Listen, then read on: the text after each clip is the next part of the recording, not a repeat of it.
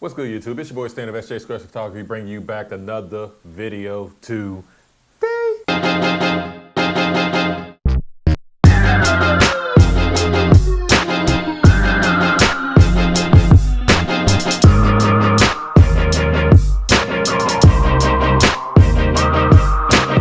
All right, yes, we have here another different type of video. Sorry, when I got this back in, look at the footage, I did not record the sound for some reason. I think I forgot to cut on one of the mics or the transmitter.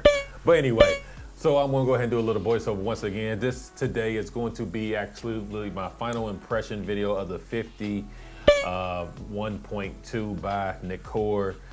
Yes, I know this video was long overdue. I needed to bring this out a long time ago, but I'm just now getting to it. It is okay. So right now, I'm just gonna give you my final results. I'm gonna go ahead and let it just play on through. I'm gonna talk about it here and there and just let you know. Now, as you can see today, the model is Tiana, and we was absolutely in this hotel lobby. They let us shoot there. By the way, I also did a live, so you probably seen this live while I did this. As you can see right now, you can see that the 50 is absolutely keeping, tracking, and just the autofocus, and it's just looking gorgeous right now. I absolutely love the picture, love the posing right here. As you can see in the background, look at the bokeh. It looks just like how it melts away. This is shot at 1.2, I might add you. So we're just, like I said, we're in a hotel lobby down at the hotel. They was gracious enough to shoot here. As you can see, once again, the tracking on it is just really working very, very well. Once again, you know that the Tamron 45 is absolutely my favorite lens, but I just wanted to get my hands on the 51.2, and I did for the weekend, and this is the video that came out of it. Now, once again, this is the final thoughts of me just about this lens, and I really deeply enjoy just this lens I have for the weekend. I think I'm gonna do it again just to give it more of a long-term review, so you go be on the lookout for that. But I absolutely love this lens. As you can see right now, you can see how she turns, and she turns her head right back down, and it just goes back to the tracking. Now, once again, that has nothing to really kind of do with the lens, it's kind of do with the body. Yes, I do have the original Z7. That's what I'm shooting with the latest firmware, which is 3.4, and you can tell that that firmware just absolutely done wonders for the camera, and it really just does a wonder for the camera. As you can see, just as a couple of just tracking her, just walking, you can see how it's just nailing her on focus. It's not even missing a beat. Once again, I do have the original Z7, and it is not even missing a beat when she was just walking there. Once again, this is a backlight situation here. I just want to kind of see how the lens will do in a backlit situation. As you can see, it absolutely performed just flawlessly. This lens is just really good. Like I said in my first impression video, this lens is all about, you're gonna pay for the 1.2. That's the reason why you're really getting this lens. Do you want that 1.2? Then you're gonna pay for it. If not, then you can get the f1.8, you know what I'm saying? That would be perfectly fine for you. But if you want 1.2, you're gonna shoot at 1.2. This is the reason why you're paying this lens. But if not, the 1.8 will be perfectly fine if you're gonna go with Z. Now, once again, I do shoot with the Tamron 45, and I absolutely love that. So for me, that's the reason why I never went and got the 51.8, was because I had the 45.1.8.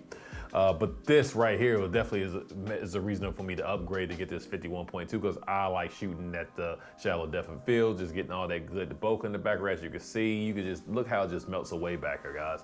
Definitely with the bokeh balls is looking absolutely amazing. This is a lens to really bring attention to your subjects, and that's what I really enjoyed about this lens. Once again, I was shooting, I was shooting flash on this one again, but at very low power. I wanted to kind of make it look like it was natural light, so I wanted to kind of blend the two. So I shot this with a flash at very low power, of course with my wide angle reflector. But let me go ahead and get back onto the lens. As you can see, once again, with the tracking again, I just kind of ran away, came back, and it's it's like instantly. It really is instantly. Like I said, I don't think that's more of the lens performance. It has more to do with the body. And I do have a video showing you about when I updated that new thing. So that's more with the body. But the lens is absolutely performing like it should, just simply because the body was able to get that firmware upgrade. So now the lens is performing like it should. And I'm pretty sure if you put that thing on the Z9, it is absolutely gonna be fantastic. Now, once again, this is just some more walking shots just to show you how it tracks her and just how it picks up. You can see right here, it just picks up just really nice. Definitely trying to do it once again in a semi-backlit situation, not too much harsh, but the sun is right there on her. I absolutely love these shots that came out of this these poses right here. Like I said, we kind of went to the street. Want to do it kind of middle of the street. She had a Matrix vibe going on, so this was absolutely pretty awesome. Once again, the model Tiana is absolutely awesome. If you want to work with all the stuff, it's going to be down in the description box below. Once again, I just wanted to show more about how this lens is really working with action shots and how it's just really tracking. This is really well. But as far as the lens goes, there's nothing to really kind of talk about. The lens is absolutely sharp. It hits focus. The bokeh is absolutely beautiful. And you can see right now I'm at 2.2. I didn't have an ND filter, so I had to kind of pose it down. I had my shutter way up just to even get it balanced correctly.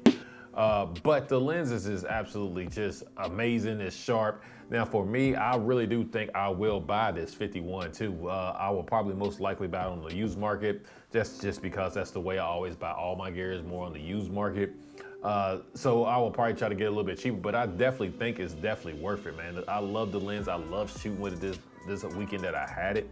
And the pictures came out absolutely gorgeous. Now, as far as the size, you have to really kind of ask yourself, do you really want to deal with that size? For me, as you know, if you watch my channel a lot, I absolutely shoot with the 105 a lot, the Sigma. You know how much of a beastly lens that is. So the size of the 50s really doesn't bother me at all. It's just kind of like a normal lens, so it really doesn't bother me at all. Once again, this is another backlit situation, just really trying to just show off with the lens here. For the rest of this, honestly, I'm just going to let this go ahead just play out. And once again, you really have to decide on if you want to get this lens for yourself or not.